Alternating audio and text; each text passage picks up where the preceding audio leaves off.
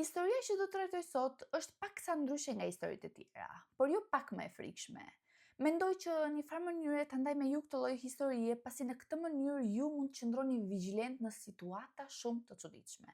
Por nuk dua t'ju bëj më shumë spoiler dhe le të vazhdojmë.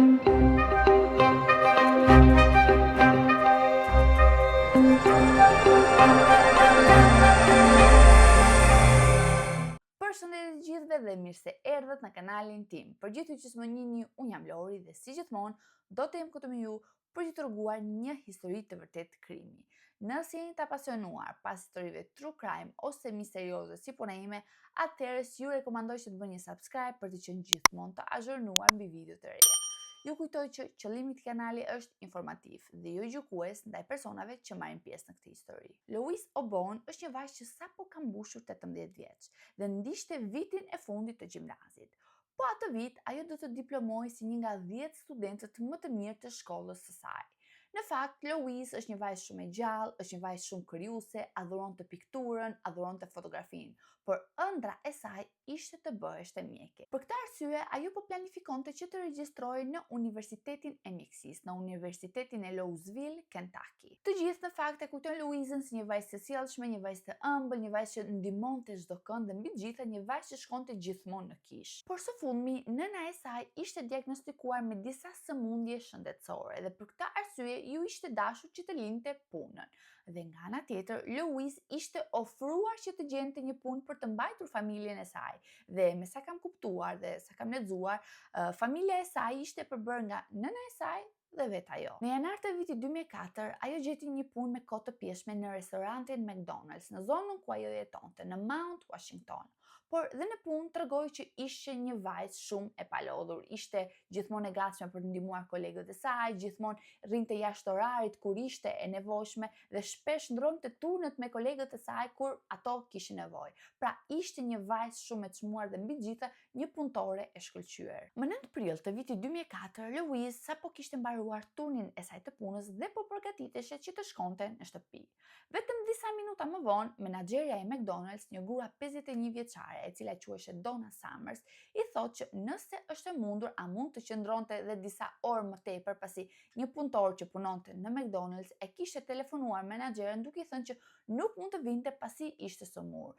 Dhe Louise, si gjithmonë, kishte pranuar. Rreth orës 4:55 të pasdites bie telefoni i restorantit dhe në telefon përgjigjet menaxherja, pra Donna Summers, por nga ana tjetër e telefonit ndodheshte një burr i cili thoshte që ishte një detektiv policie dhe prezantohet si detektivi Scott. Ai shpjegoi se drejtuesit e McDonald's kishin telefonuar autoritetet atë mëngjes pasi në atë restorant kishte ndodhur një vjedhje dhe bëheshte fjalë për një grua me vajzën e saj, të cilat kishin ardhur dhe kishin ngrënë në McDonald's dhe më pas pretendonin që dikush u kishte vjedhur portofolin dhe mendonin që një nga personat që mund të kishte vjedhur portofolin ishte patjetër një nga punonjësit e restorantit. Agenti në këtë pikë përshkruan të dyshuarën shumë shkurtimisht dhe thoshte që ishte një vajzë e re, rreth moshës 18 vjeç, një vajzë e imët me flokë të gjatë bjond.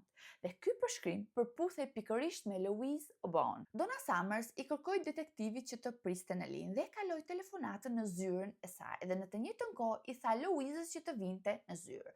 Ajo shpjegoi Louises gjithë atë që kishte ndodhur dhe Louisa mbeti e shokuar dhe filloi të thoshte që nuk kanë vjedhur asnjë portofol, nuk kanë fare të bëjë me këtë histori.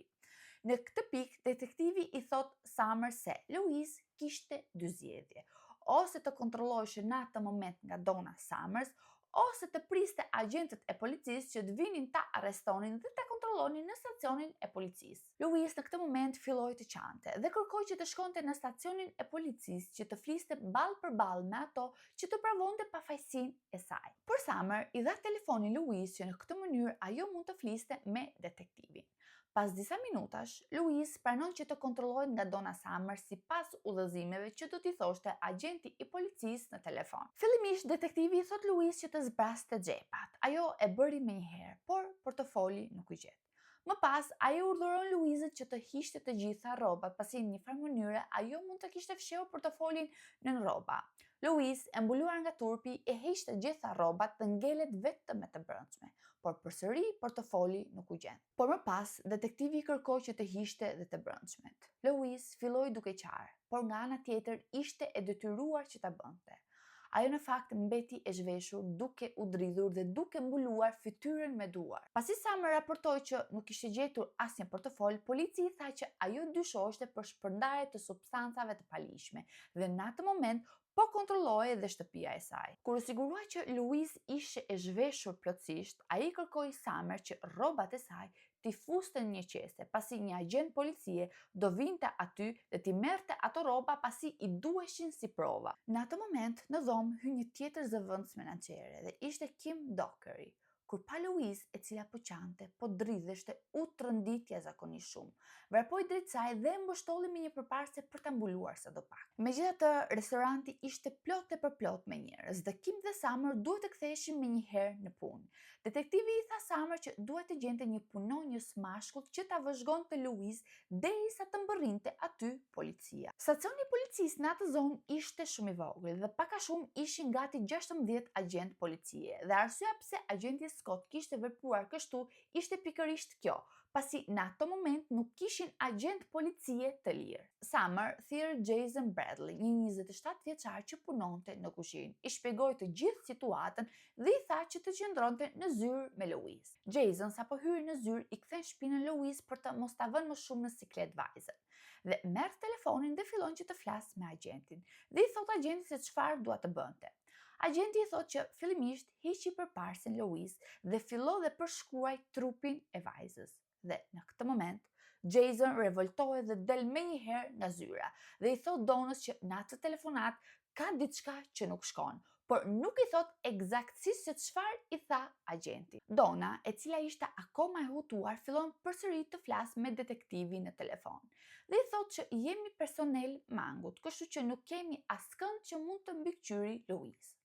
Nga ana tjetër, detektivi i thot, je martuar? Dhe ajo duke nënqeshur i thot që sapo janë fejuar dhe detektivi e pyet, a i beson të dashurit tënd? Dhe ajo thot, plotësisht po. Kështu që Donna merr menjëherë në telefon të dashurin e saj, një burr që ishte rreth 40 vjeç dhe quheshte Walt Nix Jr. dhe i thot që të vinte menjëherë në restoran. Walt Nix në fakt konsiderohej si një antar shumë i respektuar i komunitetit dhe shkonte gjithmonë në kishë.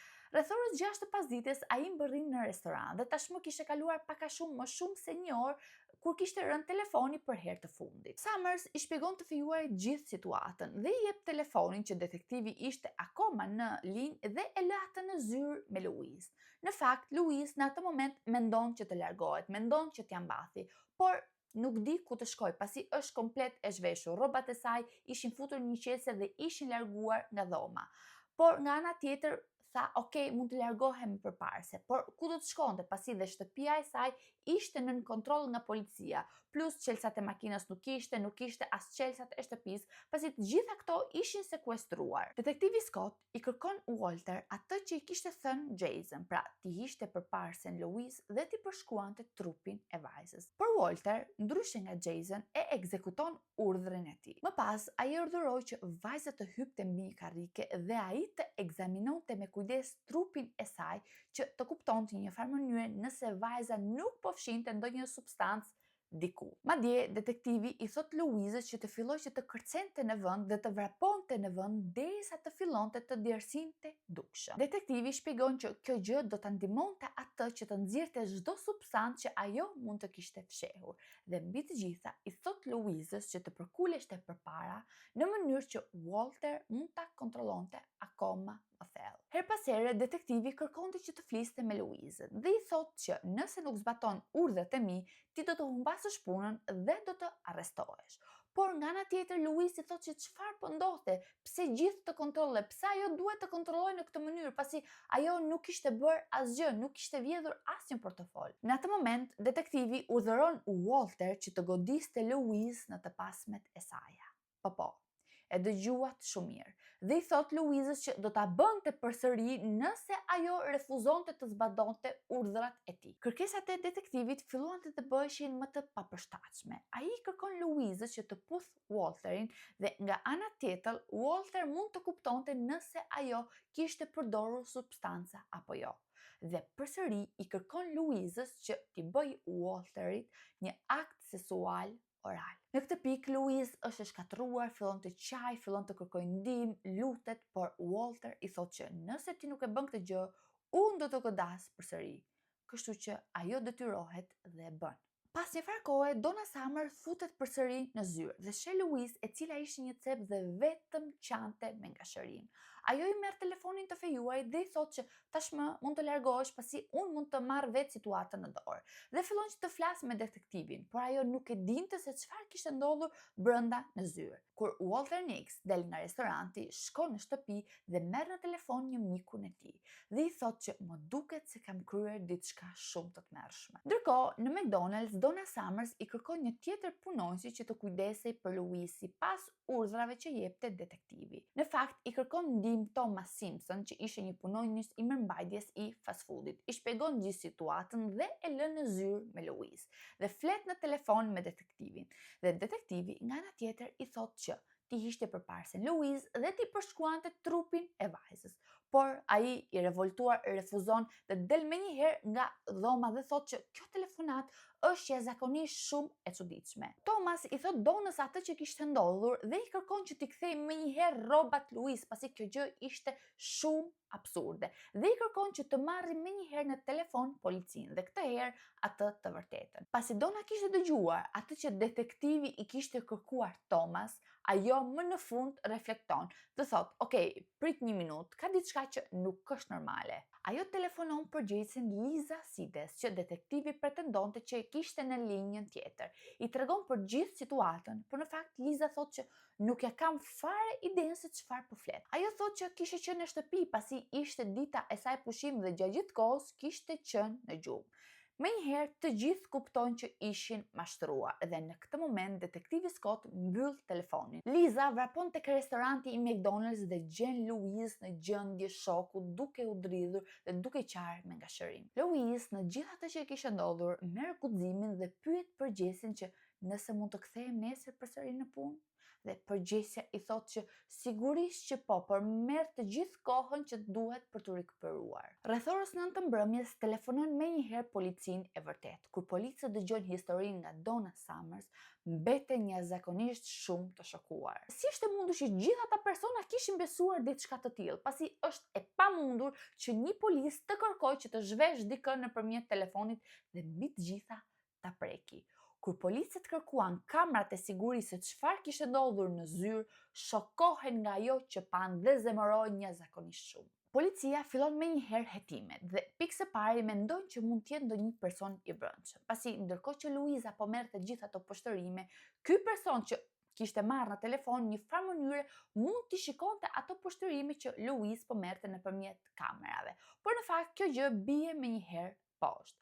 Dhe shumë shpejt kuptojnë që ky nuk kishte rasti i parë, pasi këto mashtrime kishin ndodhur për plot 12 vite në SBA. Më 30 nëntor të vitit 2000 në fakt kishin telefonuar përsëri në një restorant McDonald's dhe ishte përgjigjur menaxherja e restorantit, nga një person pra që supozoj që ishte policë.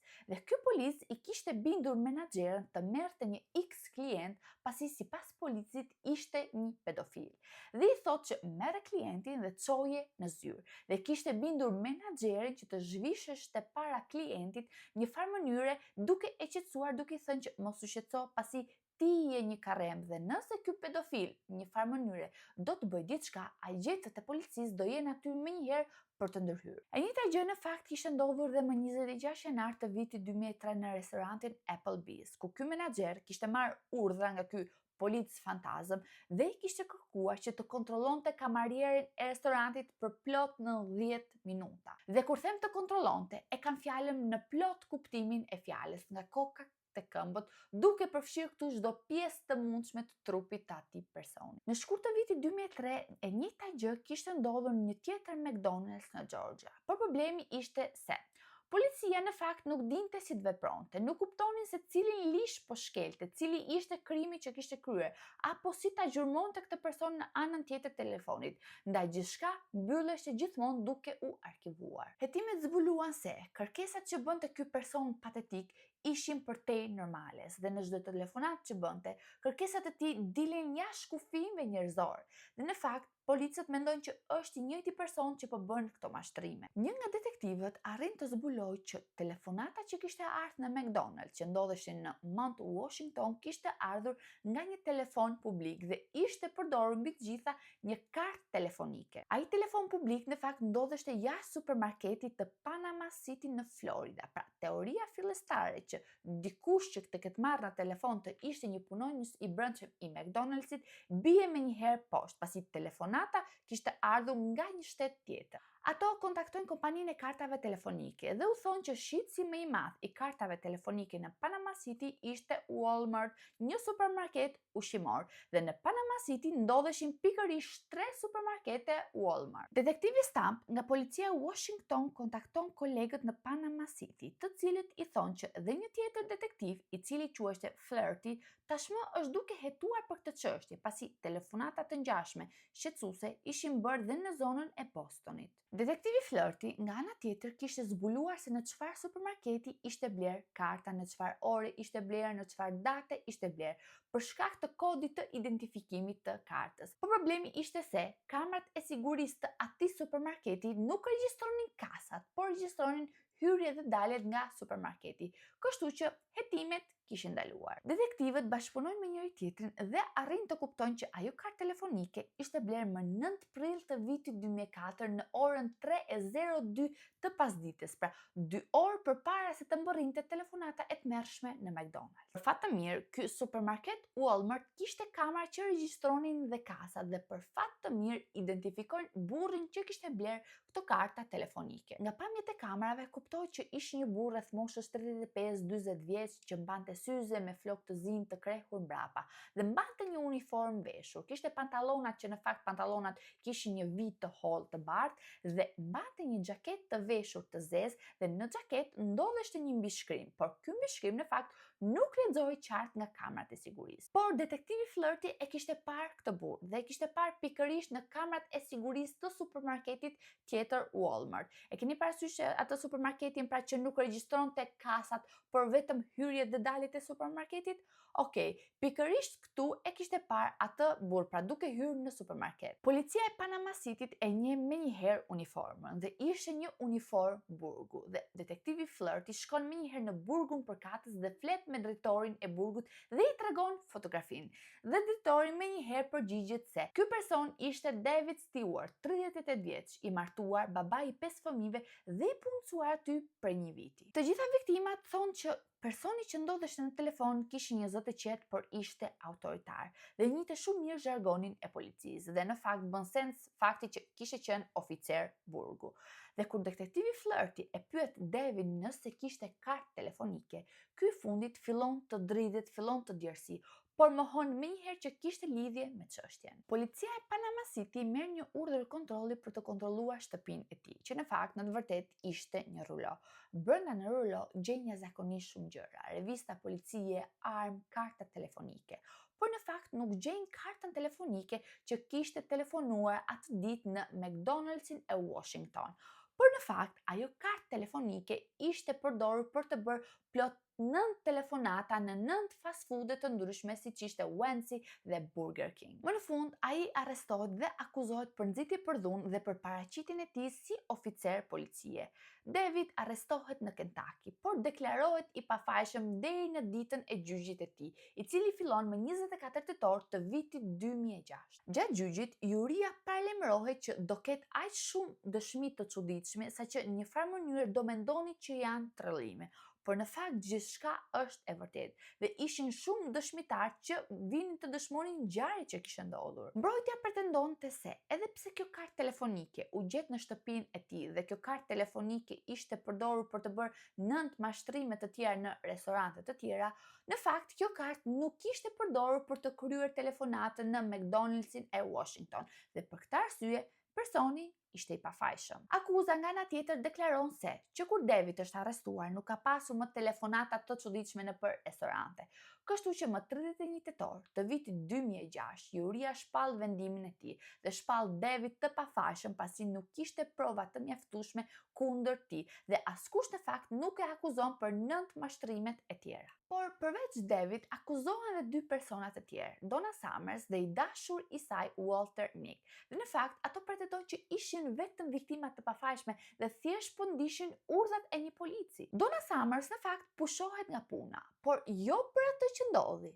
Ajo pushohet nga puna sepse kishte futur të dashurin e saj në zyrë dhe ishte kundër rregullave të kompanisë. Por nga ana tjetër, ajo akuzohet dhe për rrëmbim personi, pasi një farë mënyre kishte detyruar Louisën që të qëndronte në zyrë kundër vullnetit të saj dhe dënohet vetëm me 1 vit burg. Për sa i përket Walter Nick, ai dënohet me 20 vite burg, pasi juria thotë që është e pamundur që një person i rritur të mos arsyetoj për faktin që një polic po i kërkonte gjëra aq absurde. Dhe sipas jurisë, Walter Nick një farë mënyre e ka kuptuar situatën, por e ka shfrytzuar në interesin e tij. Nga ana tjetër, mbrojtja thekson që klienti i tij ishte shumë i penduar për atë që kishte bërë.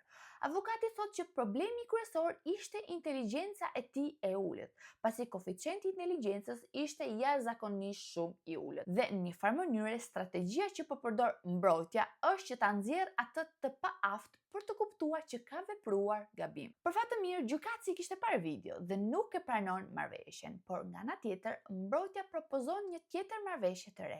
Ai thotë që David do shpallet fajtor vetëm nëse ai bën vetëm 5 vite burg. Kështu që në këtë pikë gjykata e pranon marrëveshjen dhe David dënohet vetëm me 5 vite burg. Për sa i përket Louise, ajo nuk do të punonte kurrë më në një McDonald's dhe ngjarja që kishte ndodhur e kishte traumatizuar jashtëzakonisht shumë, e kishte futur një depresion të thellë, një ankth të papar dhe në fakt kishte hequr dorë nga studimet për mjeksi dhe nuk donte të bënte më asgjë tjetër në jetën e saj. Louise nga ana tjetër e padit McDonald'sin pasi nuk kishte arritur të mbronte punonjësit e saj, pasi kompania e McDonald'sit e dinte gati prej 2 vitesh që po qarkullonin këto mashtrime mbi këto restorante dhe në një farë mënyre nuk kishte lajmëruar askënd për këtë gjë. Louise kërkoi një dëmshpërblim prej $200 milion, por në fakt McDonald'si nuk i pranoi dhe thotë që nuk është faji i tij që punonjësit e tij ishin aq naiv sa të besonin gjëra absurde. Madje fajsuan Louisën duke i thënë që ti duhet të kishe kuptuar që ishte një mashtrim. Madje mbi të gjitha nuk duhet të kishe lejuar që të trajtoheshin në atë mënyrë. Në vitin 2007, Louise e çon McDonald'sin në gjyq dhe pas 13 orësh diskutim, juria vendos se faji në fakt ishte 50% i mashtruesit dhe 50% i McDonald'sit. Dhe në një farë mënyre, McDonald'si detyrohet t'i paguajë Louise një shumë për $6 milion, pra nga 200 në 6 milion. Gjithsesi, para janë prap. Ky rast në fakt është krahasuar me eksperimente të famshme sociale, siç është Stanford Prison Experiment. Ky eksperiment u zhvillua në Universitetin e Stanfordit në vitin 1971 dhe ishte një lloj stimulimi ku studentët duhet të ndaheshin në 2 grupe. Një grup do të bënte rojën e burgut dhe grupi tjetër do të bëheshin të burgosur. Profesor Zimbardo e bënte eksperimentin për të studiuar perceptimin e pushtetit nga ana e trurit të njerëzit. Por për këtë rast do t'ju flas në videon e ardhshme. Por gjë që duhet dini është se profesor Zimbardo ishte punësuar nga një nga fast foodet që ishte mashtruar nga ky person për të ndihmuar në çështjen në fjalë. Ai argumentoi se mashtruesi duhet të ishte dikush që kishte studiuar psikologjinë dhe manipulimin njerëzor, sepse ai e dinte saktësisht si të kontrollonte viktimat nëpërmjet telefonit. Prandaj, vetdia është gjithçka dhe kur një situatë ju duket e çuditshme, besoni instinkteve tuaja. Nëse ndjeni diçka që nuk shkon, ka mundësi që të keni të drejtë. Okej, nuk po them që mos tu besoni njerëzve, por mashtrues ka kudo dhe duhet të jeni patjetër shumë vigjilent. Unë ju falenderoj që qëndruat me mua, ju përshëndes dhe ne do shihemi në videon e radhës. Deri atëherë, ciao!